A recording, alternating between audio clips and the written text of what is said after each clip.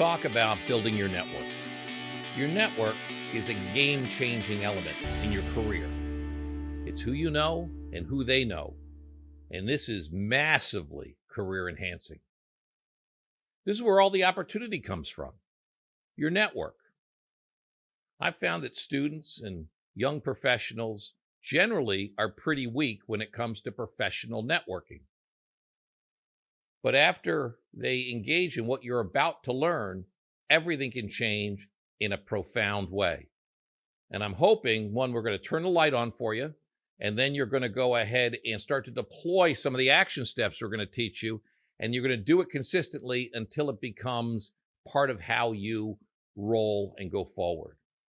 None of this is very difficult, but by deploying what you're about to learn, you can gain huge advantage. So where do jobs come from? Mostly your network. And you're going to have more jobs than previous generations. So this is a proactive strategy you want to get in front of this. You gain major career advantage from a great network. You gain career reconnaissance. I want to figure out how to do something. I don't know how to do it. Where do you turn to your network? Employment opportunities. We already spoke about that. You network. If you move up in an organization, now it's time for you to recruit. Go to your network. Due diligence regarding information. Hey, I've never, let's say I'm asked to go ahead and present at a conference on topic ABC. Where do I start? Your network. So Hoffman and Kashnosa wrote this terrific book, A Startup of You. And it's really, really great. By the way, Reid Hoffman knows something about networking. He founded LinkedIn. And from that vantage point, he saw what worked and didn't work with networking. And he drew some great lessons. And this is an incredible read. So your network will, this is what they say, shape who you are. It'll affect what you become, your development. Beliefs and behaviors are contagious. Don't we all know that? And you can catch the emotional state of your friends. You hang out with positive, overachieving people. They're always trying to get ahead. You start to, rise with that as well. That's like, the lift underneath your wings. But if you're hanging out with negative people that are pessimistic, that rubs off too. The most profound thing that they said, if you want to change yourself, change who you hang out with. Whoa. Jim Rohn was a speaker, philosopher, motivator from years ago. And he has this, probably most often quoted about this. He says, we are the average of the 5 people we spend the most time with. Wow. And your 20s are critical. This is why you've got to get this right. I'm not saying ditch all your friends or some of your friends. I'm saying you want to prioritize, people who are climbing and achieving in a great way, and you want to spend more time with them to go ahead and push your development. Remember, everything is being defined in your 20s. So if the network's important, and it is, let's talk about where do you put it. I call this the network repository. So where do you put the contacts? There's only 2 places today, Google Docs and Microsoft Office, and then in that product Outlook. And that's really the only places that you should be putting your material. And then that provides one lens, and you see all of your emails, all of your contacts, and your calendar through that lens. And you want to make sure that all of your emails go to your inbox. You might go, well, wait, I got an account over here that it has some sketchy stuff in it, and I don't want to go into the same inbox. Well, stop the sketchy stuff. You're a professional now. So you want to be politically correct. And all your emails go into an inbox because that's how you respond quickly to everybody. Then you want to sync all your devices. So you've got information on your personal computer, your company computer, your smartphone, and then in the cloud. And both Outlook and Google Docs can, set up that cloud for you. And then you want LinkedIn, and that's what the world sees about you. And with that, the key things are you want your profile, the summary, the headline, and a professional photo to really speak about what you're pursuing in the marketplace. And on the photo, no prom photos, no wedding photos, no tuxedo. This is a professional head and shoulder shot. It can be done with your phone. Friend can take it. Just go out to a park and do a nice head and shoulder shot. Information flows to and through you via this network. And in LinkedIn, if you're in engineering and you're a chemical engineer and you're hooking up with lots of other chemical engineers, it starts to learn, and your feed will have more engineering components on it than, say, mine would. And it all gets adjusted. So this information flowing through your network is really, really, really important. Alumni search. You can find people that you might not even know that maybe a decade ago they went to the same school you did. And you can reach out to them, but you got something in common. And we're going to talk about that when we get to informational interviews. You want to invest in LinkedIn knowledge. This is such a powerful tool on networking. Now, some features you have to pay for. Some are free with the basic plan. You decide what's important to you as you go on. But, it's not just about what you want to say over LinkedIn, like you're looking at it like a resume. No. You want other people, when there's opportunity, to find you because of LinkedIn. So I suggest you taking a look at the work of Wayne Breitbarth. He's an expert on this. LinkedIn's doing it. He knows about it. And he does lots of great blogs. He has a weekly blog that can come out. He has YouTube videos that I found highly instructional. They were great. And he has physical and virtual course delivery. And then the other thing, too, is when you're reaching out on LinkedIn, I would say you always want to customize your requests. They have a default, say somebody wants to connect with you. Well, there's a lower probability of people connecting than if you hit the customize the note, and it gives you that option. It even tells you this is good for you. And then you say, I met you at the blah, blah, blah event, or so-and-so introduced us the other day, and I just want to follow up and be linked in your network.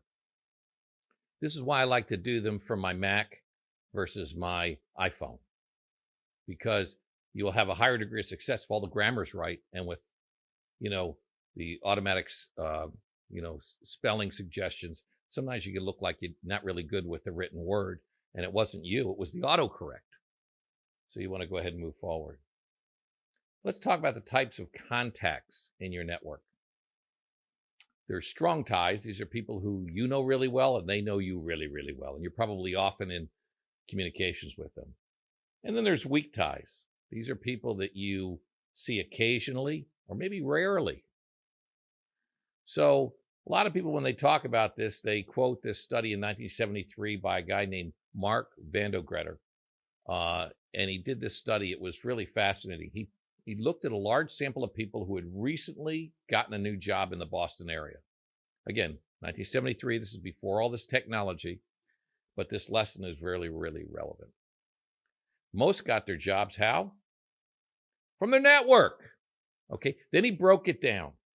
16%, the job that they got came from someone they saw often, so the strong ties. 55% came from people they saw occasionally.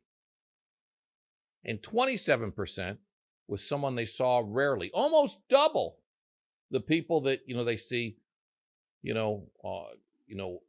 often. So there's all sorts of theories of why this happened, but the fact is, this matters, that you're grooming a broad and diverse network. Hoffman and Kashnos are going to say, what matters? Your alliances, the strength and diversity of your network, the freshness of people flowing through your network, and the breadth of weak ties. And the ease that you can manage from people you know to second tier, where you may not know them, you have someone in common that knows them, and then they're two removed, third tier contacts. The ease in which you can manage through that large reservoir of opportunity. And remember, to do that, you better have a strong brand. So the first thing about networking is there's fertile ground all around you for networking. Key people in your organization. You might have been in a training session when they onboarded you and they got you with that company, and people came in to talk to you. Did you note? Did you follow up? Did you make them part of your network? Maybe not all of them, but the ones that you really thought were rock stars. At your college, are you always trying to go ahead and trying to expand your network when you meet somebody that's interesting? You worked on a project with them and it was interesting. You were in a student group and it was interesting. You're in a professional association and you're deeper into your workforce. Maybe you're in the late stages of your 20s. When you see outstanding talent, do you try to routinely make them part of your network?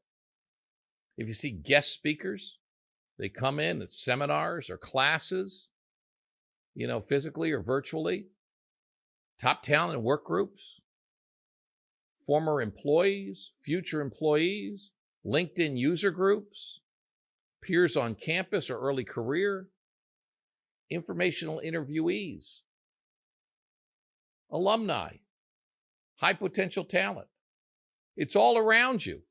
But do you look at that and just note it and then it's passing? Or do you formally try to make it part of your network? So let's talk about how you do that. This is what I call network standard operating procedure. And I want you to repeat this process until it becomes muscle memory. And it goes like this. 1, recognize that you're always on and you want to be ready for networking. 2, you give a card and you get a card. So if you don't have business cards, get them. You can get a box of 500 in color for $30, please. And all they need to have is 3 things on them. 1, your name, obviously, and then your cell number, and then a good email address. And the reason you want that, because when you give a card, generally the natural reaction is someone gives you their card back. Now you got all their contact information.